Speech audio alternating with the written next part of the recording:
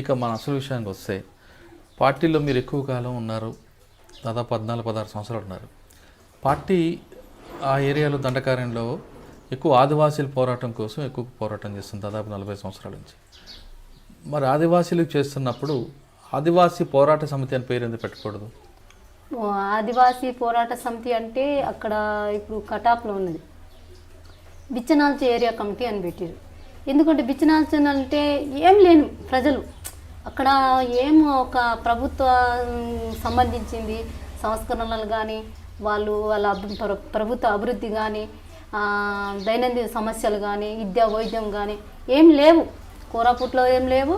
తర్వాత ఇక్కడ కటాప్ ఏరియాలో కూడా పార్టీ వెళ్ళినాక పార్టీ డిమాండ్లతోని కొద్దిగా ఆర్ఎంపీ డాక్టర్లు పంపడం, అట్లా చిన్న చిన్న డాక్టర్లు పంపడం, అట్లా గవర్నమెంట్ తీసుకుంది. అట్లా అంటే వాళ్ళు ఆదివాసీ పోరాట సమితి అని పేరు ఎందుకు పెట్టుకోకూడదు అంటున్నా. అంటే ఆదివాసీ పోరాట సమితి అనేది దాంట్లో ప్రతి ఒక్క ఇప్పుడు నేను పోతే నేను ఒక నా కులానికి ఒక పోరాటం, ఏరే దానికి ఒక పోరాటం అట్లా ఉండదు దాంట్లో. అంటే కులాలు సంబంధించిన లేదు, దాంట్లో ముఖ్య సమస్య మొత్తం సమస్య ఏంటిది అనేసి పరిశీలించి దాంట్లో చాసిమూల్య కమిటీ అని పెట్టిరు ఒకటి. అక్కడ ఆదివాసులతో కలిపి అంటే బిచ్చనాళ్ళు చాసిమూల్య కమిటీ అని పెట్టారు. ఎందుకంటే వ్యవసాయం మీద ఆధారపడుతున్నారు కాబట్టి అక్కడ ఒక కమిటీ పెట్టడం జరిగింది. ఇప్పుడు ఆదివాసీ కమిటీ పెట్టడము కానీ పోరాట సమితి అని పెట్టడం కానీ అట్లా జరగదు. ఎందుకంటే ఇప్పుడు నేను మైనార్టీ పోరాట అది సంబంధించి పెట్టరు కదా, వ్యక్తిగతంగా పెట్టరు. పూర్తి సమస్య తీసుకొని దానికి విశ్లేషించి పై కమిటీ గుట్ట కూర్చొని దాంట్లో ఒక నిర్ణయం తీసుకొని ఏదైతే ముఖ్యంగా ఉన్నదో అక్కడ సమస్య దాని మీద తీసుకుంటారు. ఇప్పుడు మీరు ఉన్న కంపెనీలో కానీ మీరు పనిచేస్తున్న దళకంత ఇంట్లో కానీ మహిళలలో రాజకీయ చైతన్యం తీసుకురావడానికి కానీ లేదా ఆదివాసీ మహిళల్లో రాజకీయ చైతన్యం తీసుకురావడానికి మీరు ఏ విధంగా కృషి చేశారు? చాలా కృషి చేశాను. చాలామంది రిక్రూట్ చేసి కటాప్ ఏరియాలో ఈ ఎన్కౌంటర్ జరగకముందు రామగూడ ఎన్కౌంటర్ జరగకపోతే ఒక లెవెల్గా ఉండేది ఉద్యమం అక్కడ. చాలామంది ఇప్పుడు నేను అంటే ఒక టార్గెట్ పెట్టుకున్నారు అందరు కూడా. అంటే ఒక్కొక్క ఏరియాలకు ఒక 6 నెలల్లో ఒక 10 మంది కన్నా అట్లా రిక్రూట్ చేయాలనేసి పై కమిటీ తీర్మానం ఇచ్చింది. అట్లా తీసుకున్నాం, ఒక స్పీడ్గా తీసుకున్నాం. రామగూడ ఫైరింగ్ అయినాక చాలామంది ఇట్లా చనిపోవడం జరిగింది అక్కడి నుంచి. అయినా కానీ ప్రజలైతే ఇంకా బాగానే ఉన్నారు అప్పటికి కూడా. ఇంకా నేను హెల్త్ ప్రాబ్లం వచ్చినాక చిన్నగా అక్కడ అంటే పార్టీ అడవికే పరిమితి అయింది, మైదాన ప్రాంతాలు కనుమరుగైంది అంటారు, వాస్తవం కాదా?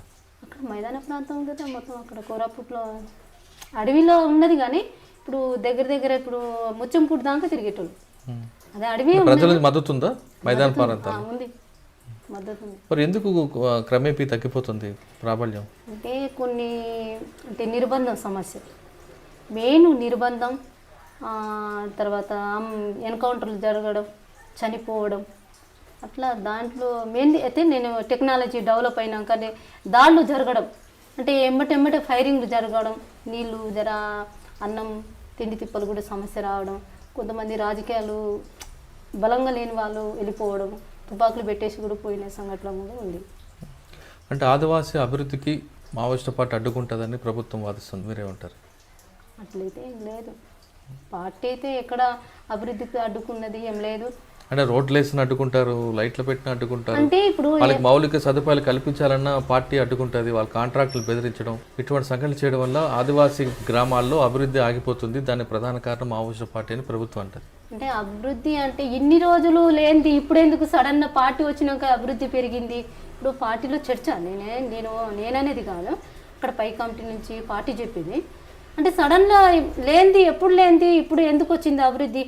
ఇప్పుడు గవర్నమెంట్కు ఎట్లా మేల్క తట్టింది అసలు అనేది వాళ్ళు చెప్పడము. రోడ్లు ఎందుకంటే పార్టీకి ఇక్కడ తరిమేసి ఇక్కడ ఉన్న ఓనర్లు తీసుకుపోవడానికి ఏమనేది ఒక సిద్ధాంతం కూడా ఉన్నది పార్టీ. అందుకు వ్యతిరేకించేవారా? దానికి వ్యతిరేకించారు. మీరు మీతో పాటు ఇంకొక సెంట్రల్ కమిటీ సంబంధించిన కానీ ఒక మహిళ, ఆవిడ వేధింపుల నుండే పార్టీలో చాలామంది బయటకు వస్తున్నారనేది ఒక వార్త ఉంది, దాన్ని మీరేమంటారు? అంటే మహిళలు ఏదింపులు అంటే చిన్న ఇప్పుడు తప్పులు జరుగుతుంది. ఈ కమాండర్ ఇప్పుడు కమాండర్ ఒక ఏరియా కమిటీలో ఒక నిర్ణయం తీసుకుంటారు, దానికి కట్టుబడి మనము పనులు చేసుకొని రావాలి. మన స్వయంగా నిర్ణయాలు తీసుకొని అంటే అక్కడ పరిస్థితి బట్టి తీసుకోవాలి, మనం తీసుకోవద్దంటున్నాం. ఇలా ఈ రోడ్డు మీద పోవాలి, ఇదే రోడ్డు మీద పోవాలి, పోయి మళ్ళీ కార్యక్రమాలు చేసుకురావాలంటే దాంట్లో పరిస్థితులు మారుతాయి. మారినప్పుడు మనం కూడా మన ఆలోచనలు కూడా మార్చుకొని మనం చాకచక్యంలో మన పనులు చేసుకురావాలి. అట్లా చిన్న చిన్న తప్పులు జరిగినప్పుడు అయితే కొద్దిగా గట్టిగా చెప్పడం కూడా ఉన్నది, లేదని పోకళ్ళు ఉన్నాయంటారు. చిన్న అంటే పెద్దగా లేవు, కొద్దిగా అయితే ఉన్నాయి. ఎవరా మహిళ? మహిళ అనేది నాకు అక్కడ ఎత్తుల ద్వారా నాకు ఏం సమస్య ఎదురు కాలేదు. అందరూ చనిపోయారు ఇప్పుడు వాళ్ళు లేరు. చిన్న చిన్న సమస్యలు మహిళలతో కూడా వచ్చింది, కానీ వ్యక్తుల వారీగా ఇంకా చెప్పుకోలేము. చిన్న చిన్న సమస్యలు అయితే ఉన్నాయి. ఏఓబిలో మావోయిస్టు పార్టీకి ప్రజల మద్దతు ఉందా, తగ్గిందా, పెరుగుతుందా? నేను వచ్చినప్పటికైతే చాలా మద్దతు ఉండేది. నేను వచ్చినాక అయితే చూస్తే పరిస్థితులు చాలా మారిపోయినాయి. క్యాంపులు పెట్టి నేను తిరిగే ఏరియాలో మొత్తం కటాప్ ఏరియాలో మొత్తం క్యాంపులే పెట్టేసారు. పోలీస్ క్యాంప్ గురాసెట్టు పెట్టిండ్రు, అది అమరవీరుల స్తూపం కట్టినారు, భవనం కట్టినారు. అక్కడ కూడా అది దర్లబేడలో ఒక క్యాంపు పెట్టిరు, జంతురిలో ఒక క్యాంపు పెట్టిరు. తర్వాత ఇక్కడ కోడిగుందులో ఒక క్యాంపు పెట్టిండ్రు. సో విపరీత క్యాంపులు పెట్టిరు. బూస్పూట్లో పెట్టిరు క్యాంపు. అంటే ప్రజల కోసం లోపలికి వెళ్ళారు మీరు. అనారోగ్య సమస్యలు ఇంకా వేరే సమస్యల నుంచి బయటకు వచ్చారు? నాకైతే మెయిన్ అయితే అనారోగ్య సమస్య వచ్చినాక సాకేతు నేను ఇంటికి అంటే నేను పార్టీలో పోయిన కాడి నుంచి మా అమ్మ రిలేషన్ అంటే మా అమ్మ వాళ్ళతో కాంటాక్ట్ లేదు అసలు నాకు, కొద్ది కూడా లేదు. నేను పార్టీలో పోయినా కానీ చూస్తానంటున్నా కానీ పార్టీ కల్పిస్తా అన్నది కానీ ఎప్పుడు కూడా నేను మా అమ్మ వాళ్ళకి చూడాలనేది ఏం లేదు. ఎప్పుడన్నా వీలుంటే పిలవండి లోపల చూస్తాననేసి ప్రపోజల్ పెట్టినా నేను. అట్లా రామగూడ ఫైరింగ్ జరిగినాక పార్టీ రిలేషన్తో ఫోన్ నెంబరు తీసుకురావడం జరిగింది. ఫోన్ చేసి మా తమ్ముడితో మాట్లాడితే మా అమ్మ వాళ్ళందరూ ఏడ్చినారు. కానీ అప్పటికీ హెల్త్ బాగాలేదు నాకు. ఇంకా సాకేత్కి నేను ఇంటికి వెళ్ళిపోతానని చెప్పిన. సాకేతు నేను ఎప్పుడు చెప్పినా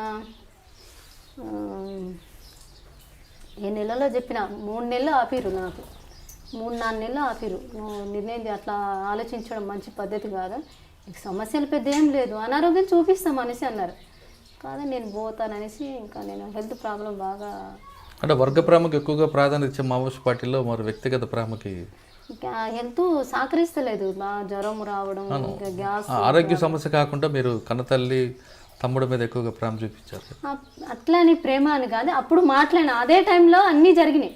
నేను ఇంటికి పోతానని చెప్పిన టైం అదే, వాళ్ళు కూడా మాట్లాడిపించింది అప్పుడు ఆ టైంలో జరిగినాయి. ఏదో ఇంటికి వాళ్ళు మా అమ్మ వాళ్ళు మాట్లాడేది ఏదో ఏడ్చిరు అనేదో నేను రాలేదు. అట్లా ఆ టైంలో జరిగినాయి అన్నీ.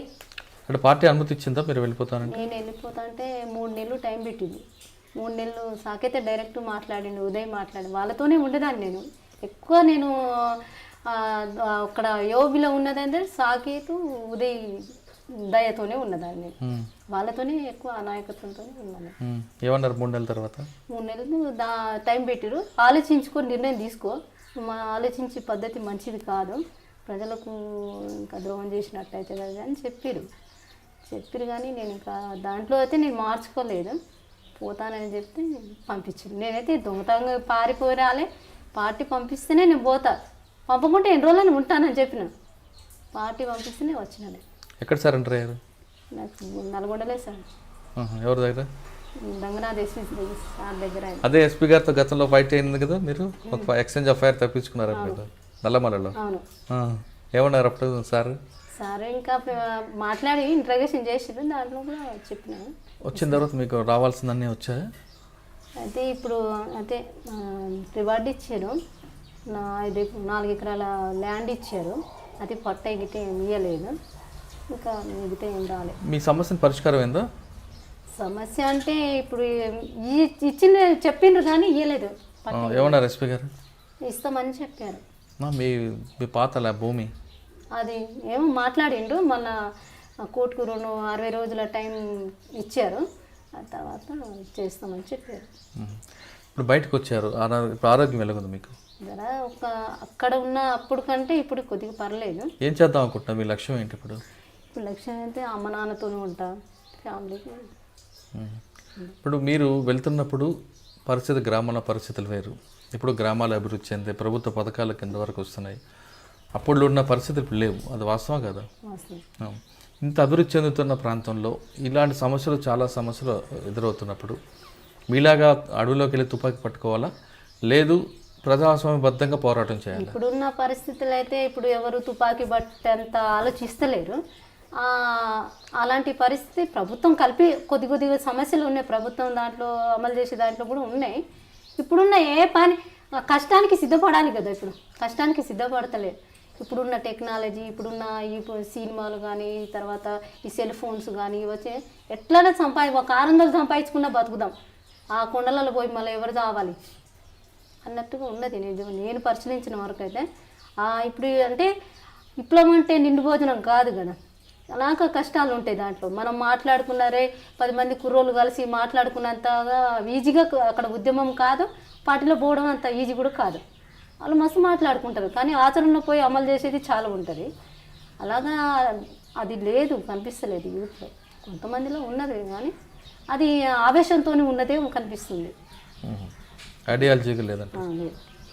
ఆవేశంతోనే ఇప్పుడు ఏదో పనులు జరగకపోతే ఎంఆర్ ఆఫీస్ చుట్టూ తిరిగి, లేకుంటే ఏదైనా భూమి ప్రాబ్లం వచ్చినా కానీ, నిరుద్యోగం సమస్య వచ్చినప్పుడు అలాంటి ఆలోచన చేయడం జరుగుతుంది. కానీ వాళ్ళు ఇప్పుడు ఇంకొకటి ఏంటంటే పార్టీ లేదు కదా ఇక్కడ. అప్పుడైతే సిద్ధాంతాలు చెప్పేటోళ్ళు, కొద్ది గ్రామాలలో వచ్చేటోళ్ళు, వాళ్ళకు నిరంతరం ప్రజలకు మోటివేట్ చేసేటోళ్ళు, అలాంటి పరిస్థితి లేదు. కాబట్టి ఆలోచించడం అంటే పెద్దగా ఏం కనిపించలేదు నాకు గ్రామాలలో. ప్రతి గ్రామంలో సమస్యలు ఉంటాయి, ఆ గ్రామంలో సమస్యలను పరిష్కరించడానికి పార్టీ వైపే అవసరం లేదు, ప్రజాస్వామ్యబద్ధంగా ఆ సమస్య పరిష్కరించుకోవచ్చు అంటున్నారు జాంబవి అలియాస్ సరిత. ఇది ఈ వారం సరితతో ఎక్స్క్లూజివ్ ఇంటర్వ్యూ. వచ్చే వారం మరో గెస్ట్తో మళ్ళీ కలుద్దాం. అంతవరకు నమస్కారం.